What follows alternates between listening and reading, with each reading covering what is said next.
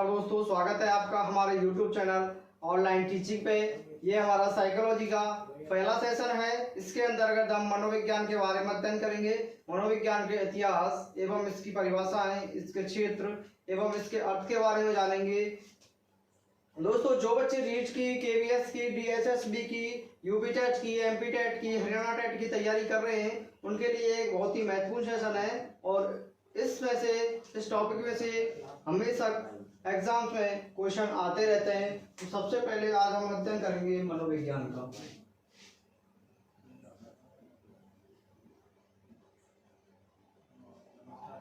दोस्तों, बात करें मनोविज्ञान, जिसे हम कहते हैं अंग्रेजी में साइकोलॉजी। दोस्तों, बात करें मनोविज्ञान के शाब्दिक अर्थ की,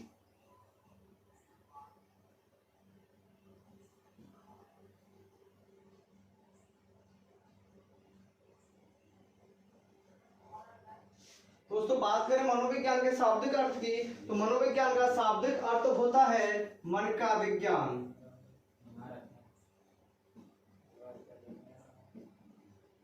दोस्तों, मनोविज्ञान का शाब्दिक अर्थ होता है मन का विज्ञान। दोस्तों, ये जो अर्थ है ये इसका शाब्दिक अर्थ है, ये इसका प्रॉपर अर्थ नहीं है।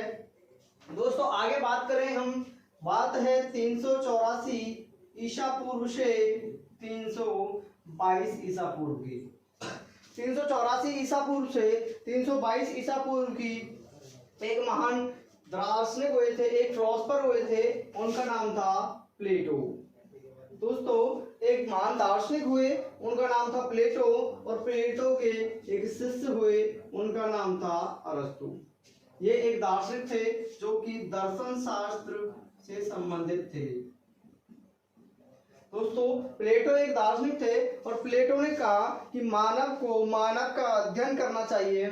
मानव को मानव की कमजोरियां, मानव की कमियां, मानव के गुण विशेषताएं आदि के बारे में अध्ययन करना चाहिए और मानव की कमजोरियों को पता लगाकर उनको दूर करना चाहिए। तो प्लेटो ने कहा मानव का अध्ययन करना चाहिए।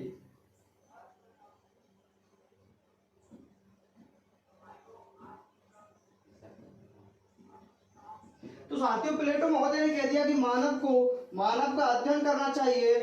दोस्तों, और जो दार्शनिक हुए और जो विद्वान हुए, उन्होंने कहा कि आप सही कह रहे हैं कि मानव का अध्ययन करना चाहिए, लेकिन बहुत से विद्वानों ने सवाल उठाए कि हम इसे क्या नाम दें, इस सब्जेक्ट को क्या नाम देंगे, इसका टाइटल क्या रहेगा, इसका शीर्षक क्या रहेगा। दोस्तों, जब ये बहुत सारी बातें आई तो अरस्तु महोदय ने कहा कि इसका शीर्षक, इसका टाइटल, इसका सब्जेक्ट नेम रहेगा आत्मा का विज्ञान या आत्मा का अध्ययन। तो दोस्तों, अरस्तु महोदय ने कहा कि हम इसे आत्मा का विज्ञान कहेंगे, जिसे हम कह सकते हैं साइंस ऑफ साउल।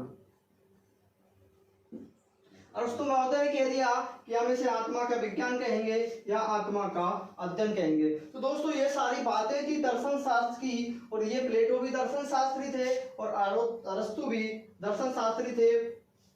तो दोस्तों, सबसे पहले जो आज का जो वर्तमान में जिसे हम साइकोलॉजी, मनोविज्ञान कहते हैं, इसको सबसे पहले आत्मा का विज्ञान कहा गया। और दोस्तों, सबसे पहले कहने वाले थे अरस्तु। तो इसी कारण से दोस्तों, अरस्तु को साइकोलॉजी का जनक माना जाता है, मनोविज्ञान का जनक माना जाता है, फादर ऑफ साइकोलॉजी। और इस दर्शन शास्त्र से इसकी उत्पत्ति हुई है। इसी कारण से दर्शन शास्त्र को मनोविज्ञान की जननी माना जाता है। तो दोस्तों, बात हो गई मनोविज्ञान के जनक अरस्तु और जननी दर्शन शास्त्र के बारे में। तो दोस्तों, ये तो हो गई इसके जनक और जननी के बारे में। शाब्दिक अर्थ की बात हो गई, मन का विज्ञान। आगे की बात करें तो इसको कह दिया गया आत्मा का विज्ञान।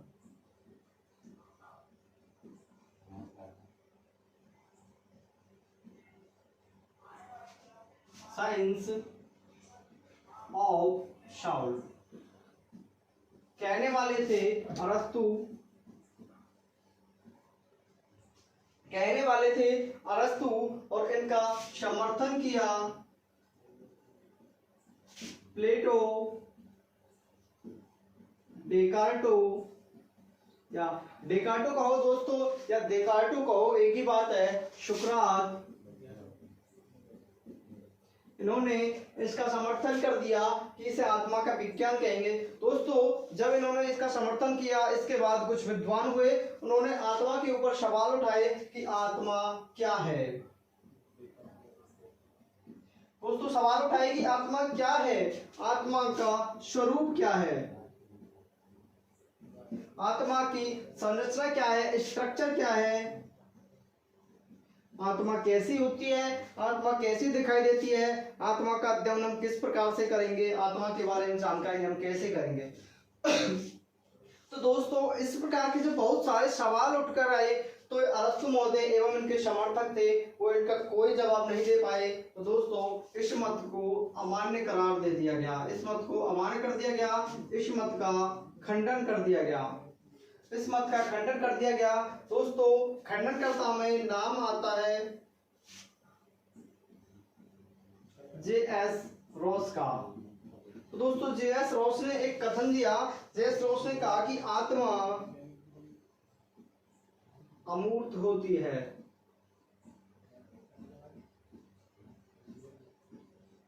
दोस्तों जे.एस. रॉस ने कहा कि आत्मा अमूर्त होती है। अमूर्त की बात करें तो अमूर्त से मतलब लगाएंगे हम, सबसे पहले हम अमूर्त के बारे में समझने से पहले हम मूर्त के बारे में जानेंगे। मूर्त की बात करें तो मूर्त का संबंध हम मूर्ति मतलब प्रत्यक्ष, जो चीजें हमें प्रत्यक्ष में दिखाई देती है, जो चीजें हमारे सामने हैं और जो चीजें हमें दिखाई देती हैं, हम उन्हें मूर्त कहते हैं, जो चीजें दिखाई देती हैं। और दोस्तों जो चीजें हमें नहीं दिखाई देती उन्हें हम अमूर्त कहते हैं। तो दोस्तों आत्मा अमूर्त होती है, आत्मा हमें दिखाई नहीं देती, और इस कथन के आधार पर भी इसका खंडन कर दिया गया कि आत्मा अमूर्त होती है। एक कथन दिया गया, ये लाइन कही गई थी खंडनकर्ता जे.एस. रॉस के बारे। तो दोस्तों आत्मा का विज्ञान साइंस ऑफ साउंड कह दिया गया, अरस्तु के द्वारा इनका समर्थन कर दिया गया प्लेटो, सुकरात एवं डेकार्टो के द्वारा, और इसका खंडन कर दिया गया कि आत्मा का स्वरूप क्या होता है, आत्मा की संरचना क्या होती है, आत्मा के बारे में हम अध्ययन किस प्रकार से करेंगे। तो इस पर और जे.एस. रॉस ने कह दिया कि आत्मा अमूर्त होती है, और इस मत का खंडन कर दिया गया। तो दोस्तों इसके बाद बात करें हम मनोविज्ञान शब्द की। मनोविज्ञान शब्द का पहली बार प्रयोग कहाँ पे किया गया, किसने मनोविज्ञान शब्द का सबसे पहले प्रयोग किया? तो दोस्तों बात है 1590 ईस्वी की।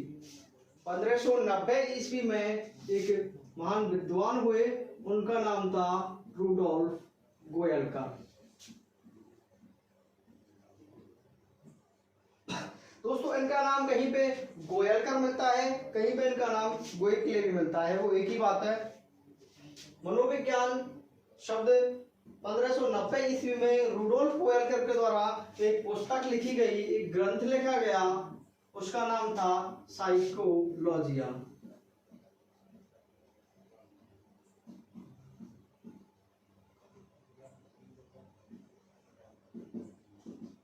रूडोल्फ गोयलकर के द्वारा 1590 ईस्वी में एक पुस्तक लिखी गई, उसका नाम था साइकोलॉजिया। और इसी साइकोलॉजिया नामक पुस्तक में मनोविज्ञान शब्द का पहली बार प्रयोग हुआ।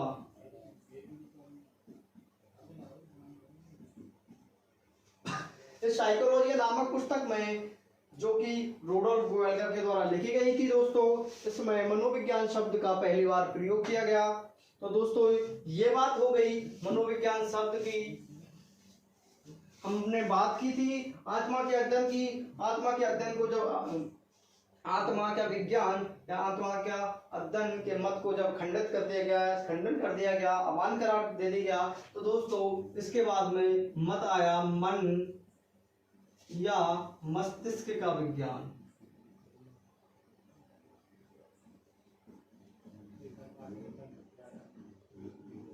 इसे हम कह सकते हैं साइंस ऑफ माइंड। दोस्तों मन का संबंध हम हृदय से लगा सकते हैं। हृदय से लगाते हैं तो हृदय क्या करता है, हमारा पंप करता है, धड़कता रहता है, हृदय पंप करता है। और दोस्तों मन या मस्तिष्क का विज्ञान कहने वाले थे पैम्पोलॉजी।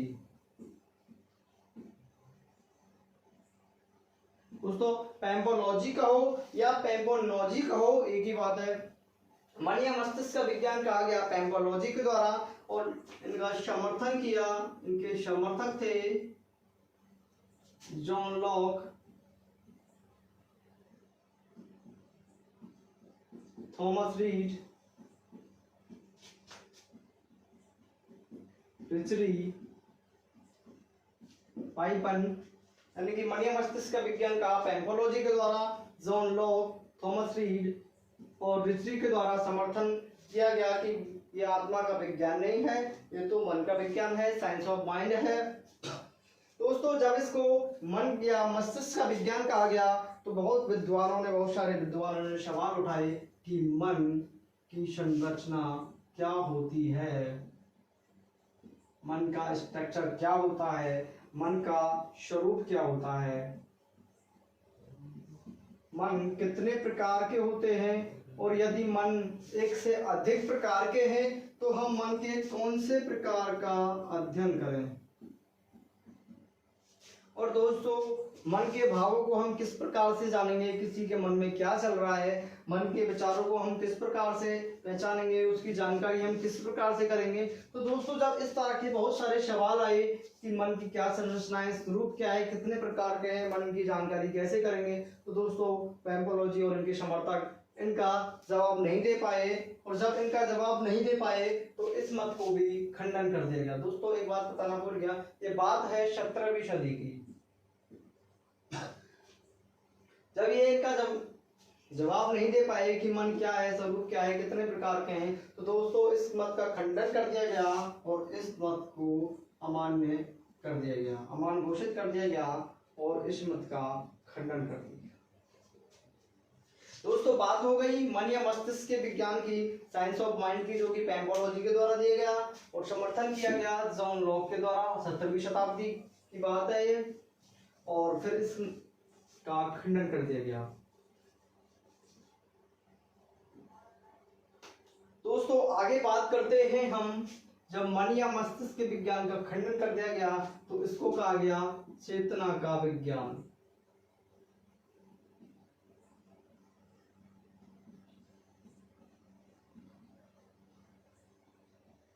Science of conscious.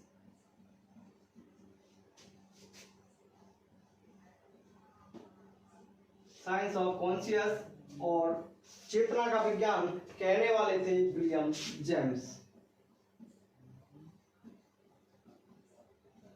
दोस्तों जब आत्मा के विज्ञान या आत्मा का अध्ययन, मन के विज्ञान या मन का अध्ययन के दोनों मतों का खंडन कर दिया गया तो दोस्तों 19वीं सदी में एक नया मत आया जिसको कहा गया चेतना का विज्ञान। विलियम जेम्स के द्वारा दिया गया, विलियम जेम्स के द्वारा कहा गया। विलियम जेम्स के द्वारा यह मत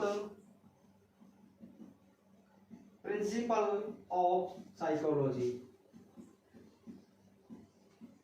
विलियम जेम्स के द्वारा एक पुस्तक लिखी गई, उस पुस्तक का नाम था प्रिंसिपल ऑफ साइकोलॉजी।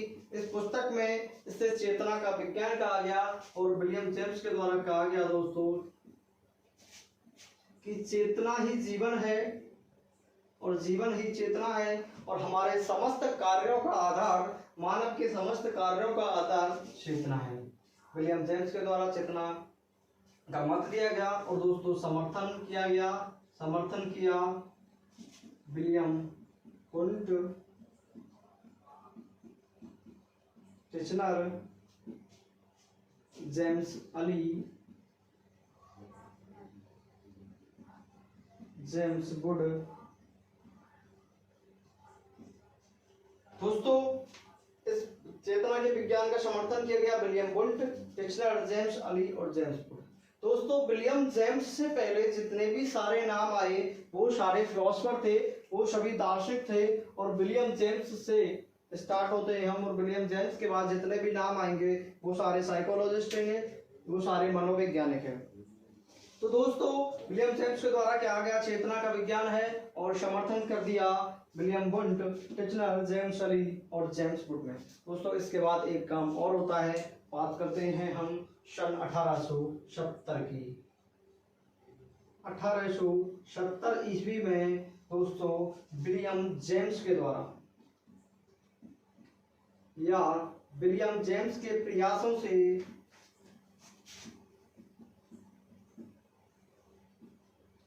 दोस्तों 1870 में विलियम जेम्स के प्रयासों से मनोविज्ञान को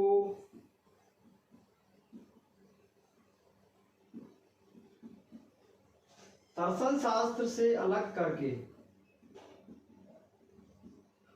दोस्तों मनोविज्ञान को दर्शन शास्त्र से अलग करके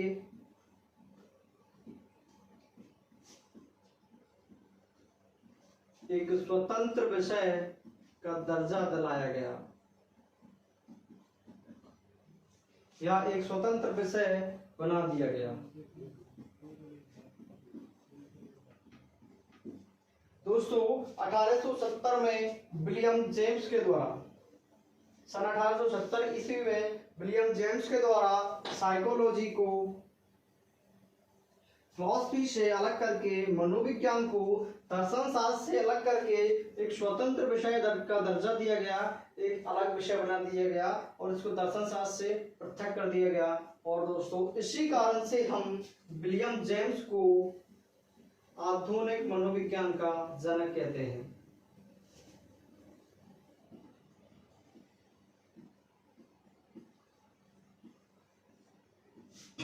दोस्तों इसी कारण से हम विलियम जेम्स को आधुनिक मनोविज्ञान का जनक कहते हैं, क्योंकि विलियम जेम्स ने 1870 में साइकोलॉजी को फिलॉसफी से अलग किया और एक स्पेशल सब्जेक्ट बना दिया। दोस्तों आगे की हम बात करेंगे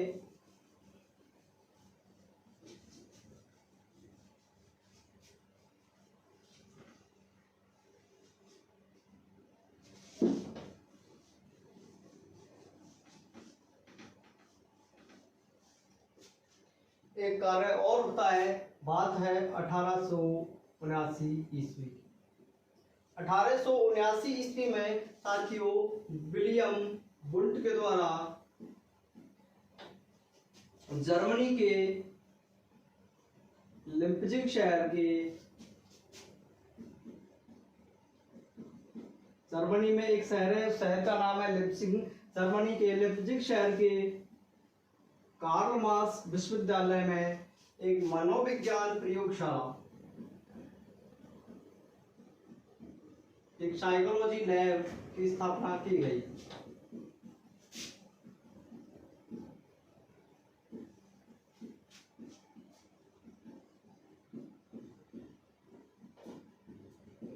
दोस्तों बात है सन 1879 की। विलियम वुंट के द्वारा जर्मनी के लिप्जिग शहर में एक मनोविज्ञान प्रयोगशाला, एक साइकोलॉजी की लैब की स्थापना की गई और इसके बाद से साइकोलॉजी में, मनोविज्ञान में नए नए प्रयोग होने स्टार्ट हो गए और एक के बाद एक प्रयोग होते गए। तो सबसे पहले मनोविज्ञान में जो विज्ञान का यूज किया गया, साइंस का यूज किया गया, एक साइंस की लैब की मनोविज्ञान की प्रयोगशाला की स्थापना की गई। तो वो की गई दोस्तों विलियम वुंट के द्वारा 1879 में जर्मनी के लिप्जिग शहर में। और लिप्जिग शहर का एक विश्वविद्यालय है, विश्वविद्यालय का नाम है कार्ल मार्क्स।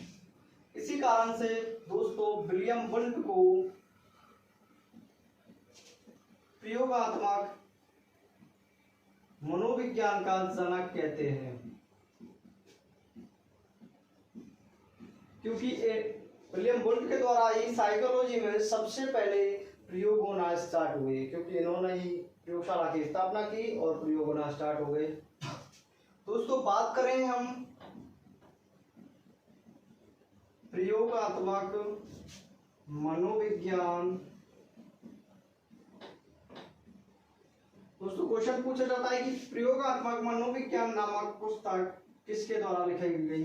तो शायद आप सोच रहे होंगे कि ये पुस्तक विलियम वुंट के द्वारा, लेकिन दोस्तों प्रयोगात्मक नामक पुस्तक विलियम वुंट के एक शिष्य थे और उन शिष्य का नाम है टिचनर।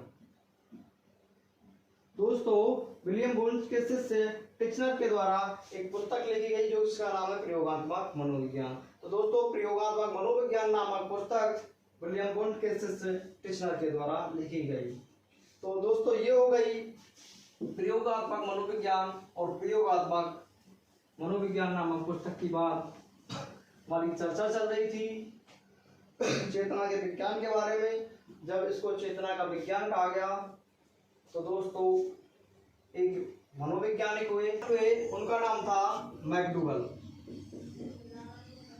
दोस्तों मैकडूगल महोदय के द्वारा एक पुस्तक लिखी गई और उस पुस्तक का नाम था द आउटलाइन ऑफ साइकोलॉजी। दोस्तों मैकडूगल महोदय के द्वारा एक पुस्तक लिखी गई, उस पुस्तक का नाम था द आउटलाइन ऑफ साइकोलॉजी। इस द आउटलाइन ऑफ साइकोलॉजी नामक पुस्तक में मैकडूगल ने चेतना की भरसक निंदा की।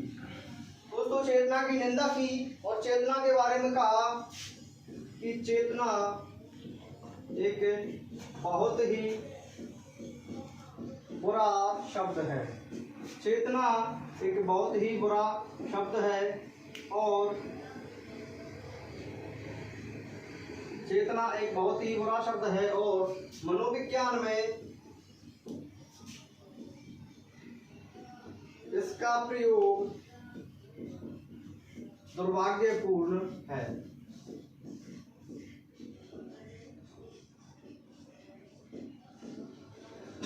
दोस्तों मैकडूगल महोदय के द्वारा एक पुस्तक लिखी गई, पुस्तक का नाम द आउटलाइन ऑफ साइकोलॉजी, जिसमें चेतना की भरसक निंदा की गई और कहा गया कि चेतना एक बहुत ही बुरा शब्द है और मनोविज्ञान में इसका प्रयोग दुर्भाग्यपूर्ण है। दोस्तों इसके बाद बात करते हैं हम 1908 की। 1908 में एक मनोवैज्ञानिक थे जिन्होंने एक सिद्धांत दिया, मनोवैज्ञानिक जिनका नाम सिगमंड फ्रायड। सिगमंड फ्रायड ने एक सिद्धांत दिया। दोस्तों सिद्धांत का नाम है मनोविश्लेषणवादी सिद्धांत।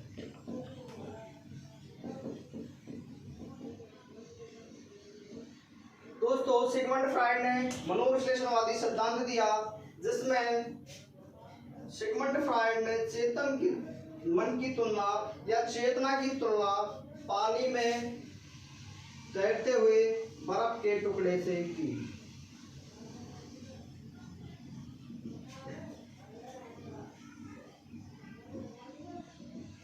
पानी में तैरता हुआ बर्फ का।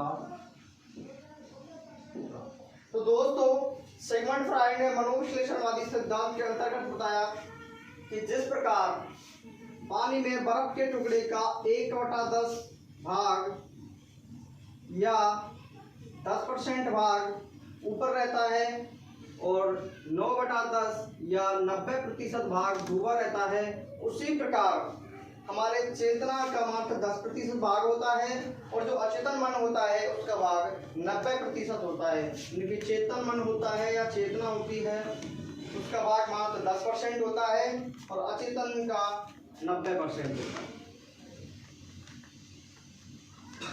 दोस्तों जब ये मैकडूगल के द्वारा इस पुस्तक में इसकी निंदा की गई और सिगमंड फ्रायड के द्वारा चेतना के बारे में कहा गया कि चेतना का भाग मात्र 10% होता है, उन्होंने उसे पानी में तैरते हुए बर्फ के टुकड़े से इसकी तुलना की। तो दोस्तों जब ये विद्वानों ने ये मत निकल के सामने आए, ये बात आई, तो दोस्तों चेतना के मत को अमान्य करार दे दिया गया, चेतना के मत का खंडन कर दिया गया, चेतना के मत को अमान्य घोषित कर दिया गया। तो दोस्तों बात हो गई चेतना के मत की।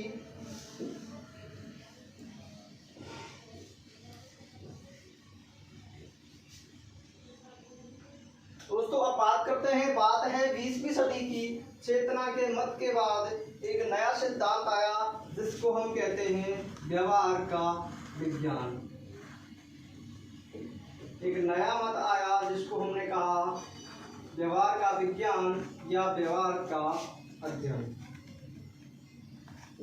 इसको कह सकते हैं हम साइंस ऑफ बिहेवियर। 20वीं सदी में व्यवहार का विज्ञान आया और व्यवहार का विज्ञान कहने वाले थे दोस्तों बार्टसन। बार्टसन महोदय ने कहा कि आत्मा का विज्ञान नहीं, ना ही मन का विज्ञान है, ना ही चेतना का विज्ञान है दोस्तों, ये तो व्यवहार का विज्ञान है, जिसे हम कह सकते हैं साइंस ऑफ बिहेवियर। दोस्तों बार्टसन ने कह दिया और इनका समर्थन किया, इनके समर्थक हुए पावलोव, थॉर्नडाइक, हल, गुथरी, मन, जितने भी सारे व्यवहारवादी थे उन्होंने सभी ने बार्टसन का समर्थन किया। और दोस्तों इसके बाद बार्टसन के द्वारा 1913-14 में व्यवहारवादी संप्रदाय की स्थापना की गई। दोस्तों 1913-14 में बार्टसन के द्वारा व्यवहारवादी संप्रदाय की स्थापना की गई। और दोस्तों इसके बाद 1924 ईस्वी में बार्टसन के द्वारा ही एक पुस्तक लिखी गई। उस पुस्तक का नाम है व्यवहारवाद। 1913 में बार्टसन के द्वारा व्यवहारवादी संप्रदाय की स्थापना की गई एवं 1924 में उनके द्वारा व्यवहारवाद नामक पुस्तक लिखी गई। तो दोस्तों ये हो गई व्यवहार का विज्ञान किस प्रकार से आज हमारे वर्तमान में आया। और दोस्तों अब हम बात करें कि हम आज प्रेजेंट टाइम में से वर्तमान में क्या कहते हैं। दोस्तों वर्तमान में इसे हम कहते हैं व्यवहार का विज्ञान या व्यवहार का अध्ययन।